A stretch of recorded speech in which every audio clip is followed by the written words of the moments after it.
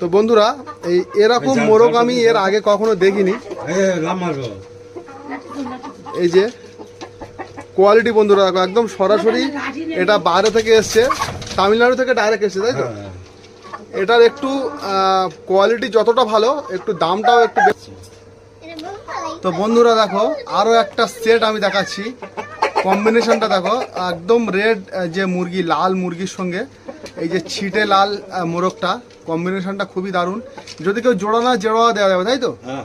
এগুলোর বয়স কি আছে, এই দামটা হয়তো একটু বেশি মনে হতে পারে, বাট কোয়ালিটি নিয়ে কখনো আপোষ করেননি, তো সেই কারণে ভালো জিনিসের ভালো মূল্য তো অবশ্যই সব জায়গা সব সময় হয়, প্রত্যেকেরই জানা।